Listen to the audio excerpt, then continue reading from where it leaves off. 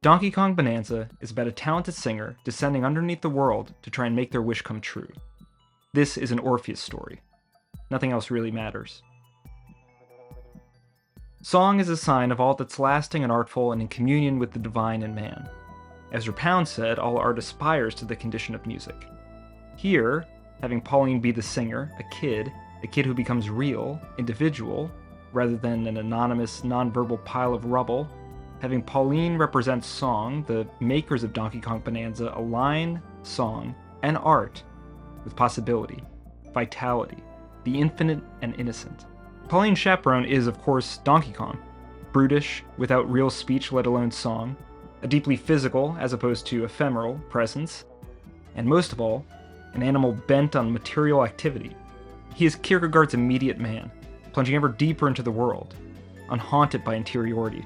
Together, Pauline and Donkey Kong represent the totality, the irreconcilable yet coexisting polarities of man, who Ernest Becker, in The Denial of Death, refers to as the God worm, simultaneously as of the air as angels in song, artful, creative, and infinite in ability, possessing the even magical skill to plumb depths and shed light through consciousness, and as of the earth as worms themselves, destined for death and disintegration, fallible, prisoner to debased urges, a simple beast as flatly incentivized by simple desires and fears as an ape, merely a blank cog and nameless iota in vast nature, red in tooth and claw. It makes one wonder, is death a wicked thief, or a natural process of larger life? Is art a great redeemer, protecting that which is best in us, smuggling mortal divinity into eternity, or a flippant amusement that mechanically distracts us and lets us blow off steam periodically? I've been thinking about death and dying ceaselessly lately, and find myself oddly touched by the twin flawed approaches toward that issue represented respectively by Pauline and Donkey Kong. DK essentially has a well-adjusted or healthy attitude, accepting wholeheartedly the superficial distracting consolation of near-at-hand physical gratification. Bananas. This is like how a well-adjusted finance guy is adequately pacified in the face of oblivion by lots and lots of money. Moreover, as further proof of social well-adjustedness, Donkey Kong is further bolstered by identifying with major players, icons, kings, the big animals of his world. And his identification with them allows him to internalize their character. This is like how a well-adjusted guy is adequately pacified in the face of oblivion by admiring Michael Jordan, or Warren Buffett, or Napoleon, or Bruce Wayne.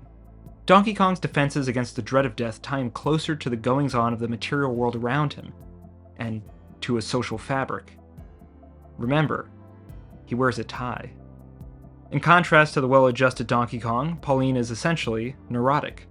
Her way of dealing with the problem of death and the desperate fear of it is to transform that terror into guilt, self-flagellating constant discouragement, manifesting as shyness and poor self-regard. It's almost as if she were trying to make herself so small that death will simply overlook her, not notice, pass over her, spare her. Pauline's defense against the dread of death lures her away from life and the world of other people. But why am I even raising death? What does death have to do with Donkey Kong Bonanza? Well, I'm raising death because the Orpheus myth is only about whether the immortality of art can fulfill the doomed wish to best death. The Orphic conflict is art versus death, a tug of war between them in which love is the arbitrary rope. Donkey Kong can destroy and reorder essentially everything in the game, in this game which is maybe most literally a sandbox.